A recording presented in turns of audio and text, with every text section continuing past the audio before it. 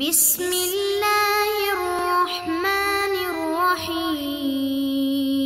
السلام علیکم ورحمۃ اللہ وبرکاتہ۔ عزیز طلباء کرام، امید ہے آپ خیریت سے ہوں گے۔ بسم اللہ الرحمن الرحیم۔ بدایت المجتہد و نہایت المقتصد کا سبق نمبر 17 آج ہم زیر بحث لے کر آئیں گے۔ آج کے سبق کا عنوان بھی کتاب النکاح الباب الثانی اور الرکن الثانی۔ الرکن الثانی جو ہے اس کی جو آگے تفاصیل ہیں اس کے حوالے سے ہم پڑھ رہے ہیں، فصل اول کے حوالے سے اسی کے متعلقہ جو ابحاث ہیں اس کو بھی آج ہم زیر بحث لے کر آئیں گے۔ آج کا سبق شروع کرنے سے قبل گزشتہ سبق کا خلاصہ دہرا لیتے ہیں اور یہ جان لیتے ہیں کہ گزشتہ سبق میں ہم نے کون سی چیزیں سیکھنے کی، سمجھنے کی اور جاننے کی کوشش کی۔ گزشتہ سبق میں ہم نے کتاب النکاح سے ہی جو چیزیں سمجھنے کی اور سیکھنے کی کوشش کی وہ تھی الباب الثانی الرکن الثانی سے الموضوع الاول کی تفصیل میں سے آیا ولایت صحت نکاح کی شروط میں سے ہے یا نہیں، اور اس کا سبب اختلاف کیا ہے، اور اس سبب اختلاف میں مانعین کی جو ادلہ ہیں وہ کیا ہیں۔ عزیز طلباء کرام، گزشتہ 3 اسباق سے ہم یہی مسئلہ اور اس کی وضاحت اور تفصیل جو ہے جو امام صاحب نے نقل کی ہے اس کو سمجھنے کی اور سیکھنے کی کوشش کر رہے ہیں۔ تو گزشتہ سبق میں بھی ہم نے یہی کچھ سیکھنے کی کوشش کی۔ آج کے سبق میں اسی سے متعلقہ جو چیزیں ہماری رہ چکی ہیں، جیسا کہ الباب الثانی الرکن الثانی سے ہی الموضوع الاول کی تفصیل سے ولایت صحت نکاح کی شروط میں سے ہے یا نہیں، سبب اختلاف کیا ہے، اور اس پر امام ابن رشد رحمہ اللہ کا تبصرہ کیا ہے۔ یعنی گزشتہ اسباق میں ہم نے پڑھا، سب سے پہلے جو اس کا حصہ تھا، پہلے حصے میں ہم نے اس مسئلہ کے حوالے سے فقہاء کے موقف جو ہیں وہ جاننے کی کوشش کی۔ اس کے بعد پھر فقہاء کا اس میں سبب اختلاف کیا ہے وہ جاننے کی کوشش کی، اور مانعین جو ہیں اور ان کی ادلہ، اور قائلین جو ہیں ان کی ادلہ، ان کے حوالے سے جاننے کی کوشش کی۔ اور جب امام صاحب نے قائلین اور مانعین دونوں کی ادلہ کو بیان کر دیا تو امام ابن رشد رحمہ اللہ یہاں پر ان دلائل کا پر ایک تبصرہ کر رہے ہیں اور ان دلائل کی حقیقت کے حوالے سے گفتگو فرما رہے ہیں کہ یہ دلائل جو ہیں کیا آیا ان سے دلیل پکڑنا جائز ہے بھی یا نہیں ہے۔ تو اسی کے حوالے سے ہم پڑھ رہے ہیں۔ آج کے سبق میں ہم امام ابن رشد رحمہ اللہ کا جو تبصرہ ہے اس کو جاننے کی کوشش کریں گے انشاءاللہ۔ تو شروع کرتے ہیں اپنا سبق الرکن الثانی۔ الرکن الثانی جو ہے یہ نکاح جو ہے اس کی شروط کے حوالے سے ہے، اور اس میں 3 فصول ہیں۔ فصل اول اولیاء کے حوالے سے ہے، اسی کو ہم پڑھ رہے ہیں، اور فصل اول میں بھی 4 الگ الگ مسائل میں گفتگو ہے، جیسے ولایت صحت نکاح کی شروط میں سے ہے یا نہیں، ولی کی صفات کیا ہونی چاہیے، اور اولیاء کی قسمیں کیا بنتی ہیں، ان کی ترتیب، اور اولیاء جو ہیں کیا آیا وہ اپنے ماتحت جو جن کے وہ ولی بنے ہیں ان کو نکاح سے روک سکتے ہیں یا نہیں، اور اختلاف کی صورت میں حل کیا ہے۔ تو یہ فصل اول کی بھی آگے تقسیم ہے، یعنی یہ تقسیم در تقسیم ہے، جیسا کہ امام ابن رشد رحمہ اللہ کا یہ اسلوب ہے۔ باب قائم کرتے ہیں، باب کے آگے فصول قائم کرتے ہیں، اور پھر فصول میں آگے الموضوع الاول الموضوع الثانی کے تحت مسائل کو مزید تقسیم کر لیتے ہیں۔ تو چونکہ ہماری گفتگو جو ہے وہ موضوع الاول میں ہے تو ہم اسی کو دیکھیں گے۔ موضوع الاول ہے فی اشتراط الولایت فی صحت النکاح۔ گزشتہ 3 اسباق میں ہم نے اس مسئلہ پر، یعنی آیا ولایت صحت نکاح کی شروط میں سے ہے یا نہیں، ہم نے 3 اسباق میں پہلے علماء کا جو اختلاف ہے، علماء کی رائے ہے، اس کو جانا، پھر سبب اختلاف، قائلین کی ادلہ، مانعین کی ادلہ، یہ جاننے کی کوشش کی۔ اب ان دلائل پر ایک محاکمہ ہے امام ابن رشد رحمہ اللہ کا، وہ اب ہم دیکھتے ہیں۔ اور یہ آج والا تبصرہ پڑھنے سے قبل یہ بھی یاد رکھیے گا کہ گزشتہ سبق میں ہم نے جو قائلین ہیں، جو ان کی ادلہ ہے، ان میں سے جو آیات ہیں جیسے اعوذ باللہ من الشیطان الرجیم فلا تعضلوهن ان ينكحن ازواجهن اور ولا تنكحوا المشركين حتى يؤمنوا والی جو آیات ہیں ان پر امام ابن رشد رحمہ اللہ کا جو تبصرہ ہے وہ ہم پڑھ چکے ہیں۔ اس کے بعد ہے ایک حدیث جس سے استدلال کیا گیا کہ ایما امرأۃ نکحت بغیر اذن ولیہا فنکاحها باطل، جو اماں جی عائشہ صدیقہ رضی اللہ عنہا والی روایت کے نام سے مشہور ہے، جس کو امام صاحب نے قائلین کی ادلہ میں پیش کیا، تو ہم اس کے بارے میں امام صاحب کا تبصرہ پڑھتے ہیں۔ امام صاحب لکھتے ہیں وَأَمَّا حدیث عائشہ، جہاں تک امی جی عائشہ صدیقہ رضی اللہ تعالی عنہا والی روایت ہے، جہاں تک اس کی بات کریں تو فَهُوَ حدیث مختلف فی وجوب العمل بہ، وہ ایسی حدیث ہے جو مختلف فی ہے، اس پہ آیا عمل واجب ہے یا نہیں، اس حوالے سے اس میں اختلاف ہے۔ والأظہر، اور جو زیادہ راجح بات ہے، والأظہر ان ما لا يتفق على صحته، اور جو راجح بات ہے وہ یہی ہے کہ ان بے شک وہ ما لا يتفق على صحته، جس کی صحت پر اتفاق نہیں کیا گیا، جس کی صحت پر لوگ متفق نہیں ہوئے، محدثین نے اجماع نہیں کیا، انہ لیس یجب العمل به، تو بس بے شک اس پر عمل جو ہے وہ واجب ہی نہیں ہے۔ جب اس حدیث کی صحت میں اختلاف ہو گیا تو اس پر عمل واجب نہیں رہا، تو اس اعتبار سے وہ حدیث مختلف ہی ہو گئی۔ وَأَيْضًا، کہ اگر ہم صحت والی بات کو، یہ جو فقہا کا اختلاف، محدثین کا اختلاف ہے صحت کے حوالے سے، اگر ہم بالفرض اس اختلاف کو بالائے طاق رکھتے ہوئے وَأَيْضًا فَإِنْ سَلَّمْنَا صِحَّةَ الْحَدِيثِ،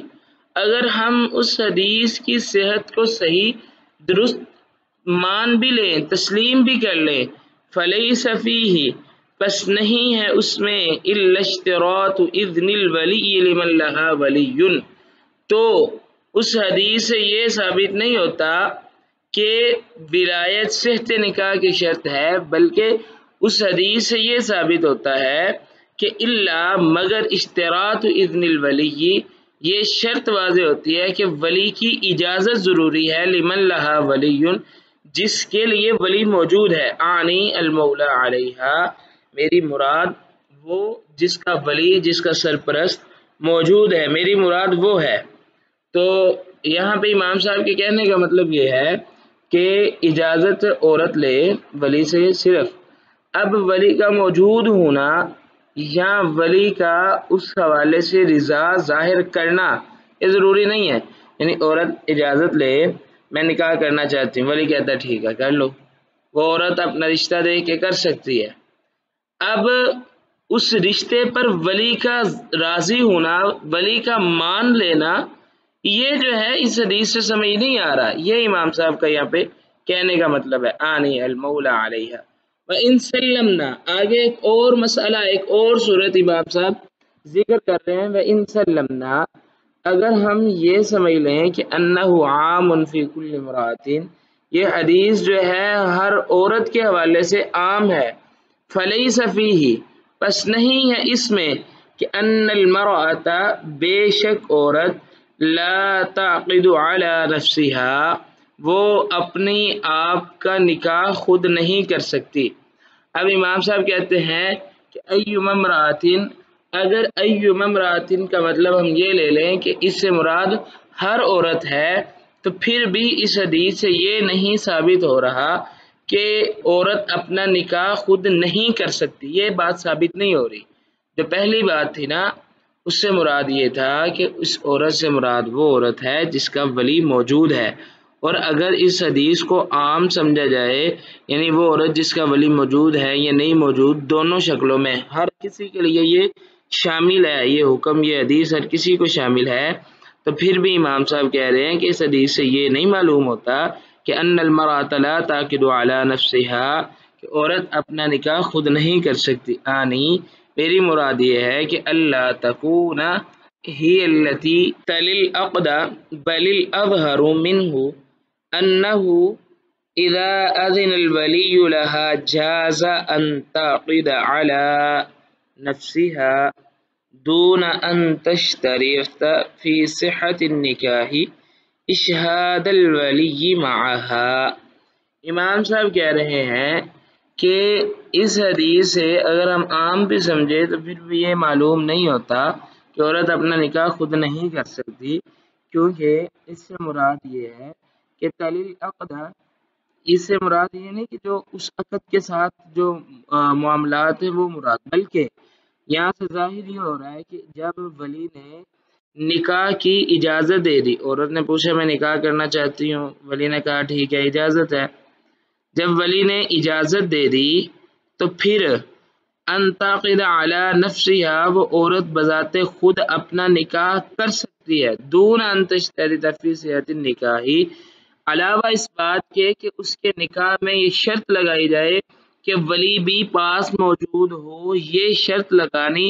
پھر درست نہیں ہے۔ جب ولی نے ایک دفعہ اجازت دے دی تو یہی کافی ہے۔ وَأَمَّا مَحْتَجَّ،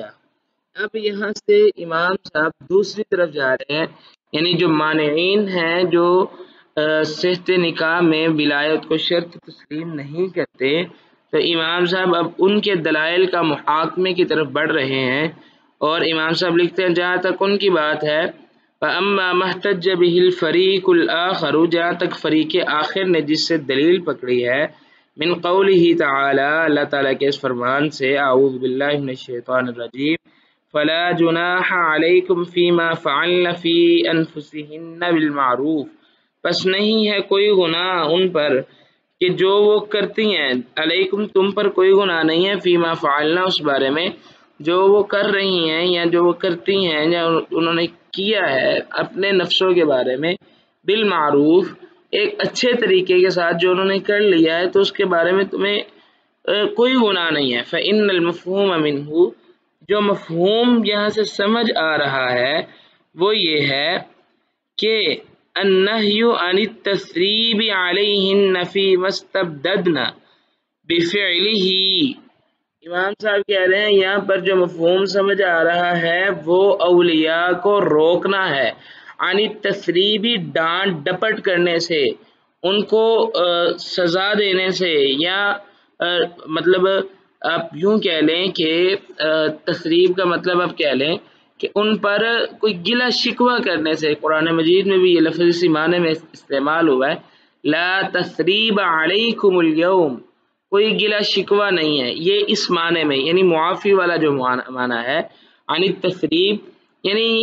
اولیاء کو روکا گیا ہے کہ وہ عورتوں کے ساتھ نہ گلہ شکوہ کر سکتے ہیں نہ ان کو ڈانٹ سکتے ہیں، فیما استبددن بفعلہن،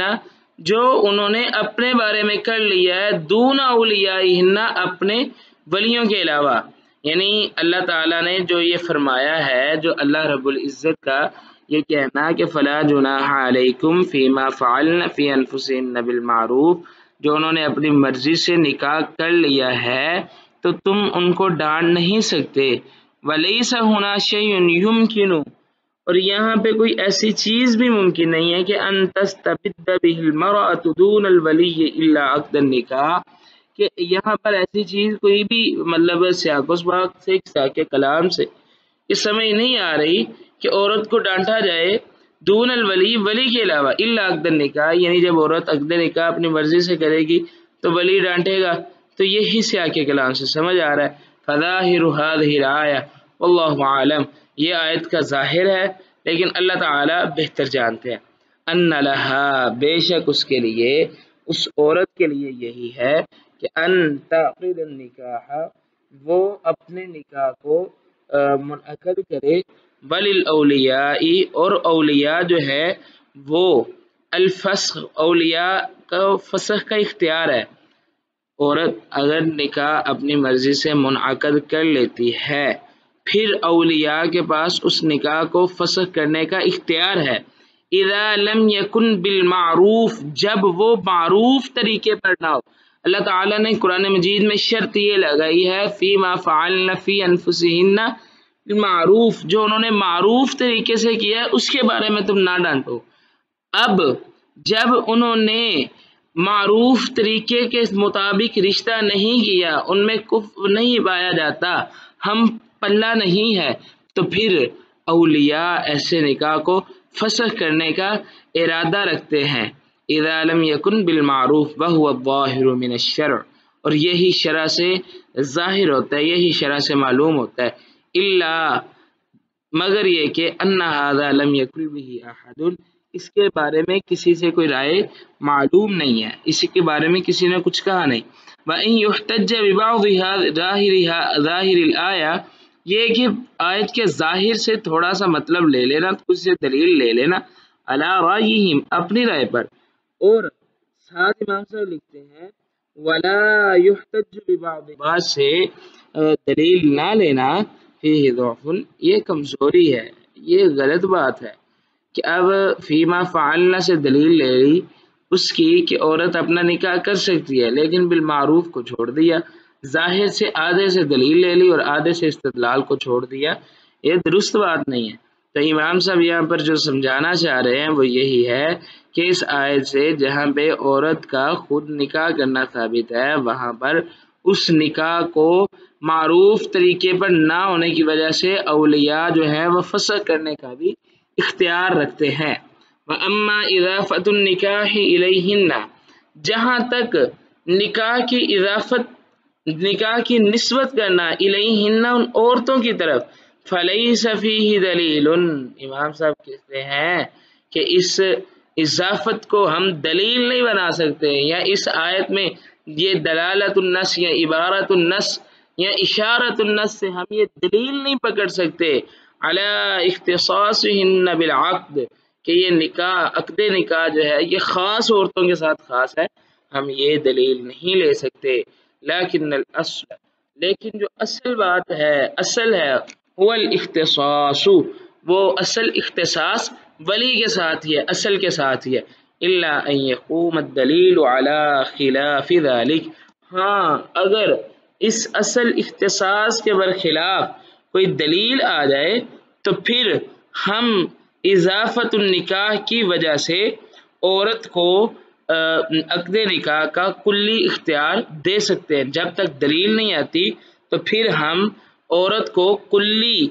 عقد نکاح کا اختیار نہیں دے سکتے، وہ کلی عقد نکاح کا اختیار جو ہے وہ الاختصاص، وہ اصل کے پاس یعنی اولیاء کے پاس ہی ہے۔ وَأَمَّا حدیث ابن عباس، جہاں تک ابن عباس رضی اللہ تعالیٰ عنہ والی روایت ہے، عبداللہ ابن عباس رضی اللہ تعالیٰ عنہ والی روایت جو امام صاحب نے مانعین کی ادلہ میں نقل کی ہے، جو فرق کو ظاہر کر دیتی ہے کہ الأیم احق بنفسہا من ولیہا، یہ والی جو روایت ہم نے پیچھے پڑھی ہے، امام صاحب کہہ رہے ہیں جہاں تک اس حدیث کی بات ہے، فلعمری، پس ہوا، لعمری، یقیناً بخدا، قسم ہے، ایک قسم کا انداز ہے، اس کو دیکھنا ہے، سمجھنا ہے تو شعر میں دیکھ، ایسے ایک شاعر نے کہا تھا تعصی الرسول وانت تظہر حبہ، هذا لعمری فی القیاس بدیع، تو یہ ایک قسم کا انداز ہے، لعمری، بخدا، ظاہر فی الفرق بین الثیب والبکر، بخدا ابن عباس رضی اللہ تعالیٰ عنہ والی جو روایت ہے وہ تو فرق کر رہی ہے طیبہ عورت کے درمیان اور کنواری کے درمیان، لِأَنَّهُ، بے شک شان یہ ہے یا بے شک قصہ یہ ہے کہ اذا کان کل واحد، جب ہر عورت منہما، ان میں سے، وہ کنواری ہے یا وہ شادی شدہ ہے، سیبہ ہے، یستاذن، جب ہر عورت سے اجازت طلب کی جائے گی، اجازت لی جائے گی، جب ان سے پوچھا جائے گا تو پھر وَيَتَوَلَّى الْعَقْدَ عَلَيْهِمَ الْوَلِيُّ، اور ان دونوں کے نکاح کا ولی، اور جو ان دونوں کے نکاح کرنے والا ہے وہ ولی بن رہا ہے، فَبِمَاذَا، پس کس چیز سے، لیت شعری، تکون الأیم احق بنفسہا، پھر کس چیز سے یہ پتہ چلے گا کہ جو ایم ہے وہ کنواری سے زیادہ حق رکھتی ہے، یہ کیسے پتہ چلے گا؟ امام صاحب آگے لکھتے ہیں بنفسہا من ولیہا، وہ ولی سے زیادہ اپنے معاملے کا خود اختیار رکھتی ہے، اس میں خود با اختیار ہے، یہ کیسے پتہ چلے گا؟ تو کہہ رہے ہیں وحدیث الزہری ہوا ان یکون موافقا هذا الحدیث احرى من ان یکون معارضا له، اور حدیث زہری جو ایما امرأۃ نکحت بغیر اذن ولیہا فنکاحها باطل، وہ والی روایت، یہ اس حدیث کے موافق ہے، بجائے اس کے کہ اس حدیث کو اس حدیث کے معارض بنا لیا جائے۔ کیوں؟ یہ فرق ہے طیبہ اور کمباری کے درمیان۔ جب دونوں کا نکاح بھی ولی نے کرنا ہے، ولی نے اجازت پوچھنی ہے، تو پھر ان دونوں کے درمیان فرق کیا ہوگا؟ تو یہ احادیث سے یہ سمجھ آتا ہے۔ وَيَحْتَمِلُ، یہ بھی احتمال ہے کہ ان تکون التفرقۃ بینہما فی السکوت، کہ جو فرق ہے ان دونوں کے درمیان وہ خاموش رہنے کا ہے، والنطق فقط، اور بول کے بتانے کا ہے صرف اور صرف۔ یعنی جو کمواری ہے اس کو نکاح کا تجربہ نہیں ہے، جو شادی شدہ ہے، طیبہ ہے، وہ تجربہ کر چکی ہے، وہ اس کی اچھائی برائی اور اس سے حاصل ہونے والے فوائد نقصانات اس کے بارے میں جان چکی ہے، تو پھر اجازت اور بولنا اس کے لیے ضروری ہے۔ تو امام صاحب کہہ رہے ہیں کہ ہم اس کو محمول کریں گے، اس فرق کو ان دونوں کے درمیان خاموش رہنے پہ اور بولنے پہ۔ وَيَكُونُ السَّكُوتُ وَيَكُونَ السَّكُوتُ، اور جو یہ سکوت ہے کافیًا فی العقد، یہ عقد میں کافی ہے۔ آگے امام صاحب اگلی دلیل کے بارے میں گفتگو شروع کر رہے ہیں کہ والاحتجاج بقولہ فلا جناح علیکم فیما فعلن فی انفسہن بالمعروف۔ آگے اس کے حوالے سے امام صاحب گفتگو کریں گے اور آگے روایت کو بھی لے کے آئیں گے، اس کو ہم آئندہ سبق میں انشاءاللہ العزیز دیکھیں گے۔ اب ہم اپنے آج کے سبق کا خلاصہ دیکھ لیتے ہیں۔ آج کے سبق میں ہم نے باب الثانی رکن الثانی سے موضوع الاول کی تفصیل، ولایت صحت نکاح کی شروط میں سے ہے یا نہیں، یہ مسئلہ، اس کا سبب اختلاف، اور امام ابن رشد رحمہ اللہ جو ہیں دلائل پر مناقشہ اور ان کا محاکمہ، ان کا تبصرہ ہے، وہ ہم نے پڑھنے سمجھنے کی اور جاننے کی کوشش کی۔ اگلے سبق میں انشاءاللہ العزیز ہم اسی باب اور اسی سے جو امام ابن رشد کا تبصرہ ہے مزید، ہم اس کو جاننے کی کوشش کریں گے، اور اگلے سبق میں انشاءاللہ العزیز ہم کوشش کریں گے کہ ہم دلائل کا تبصرے کے ساتھ ساتھ کوئی نہ کوئی نتیجہ بھی اخذ کرنے کی کوشش کریں جو امام رحمہ اللہ نے اخذ کیا ہے۔ آپ اگلے سبق سے پہلے یہ سوال حل کریں۔ سوال یہ ہے کہ ولایت صحت نکاح کی شروط میں سے ہے، مانعین کی ادلہ طرز استدلال کیا ہے؟ تب تک کے لیے اللہ حافظ، اپنا خیال رکھیے گا۔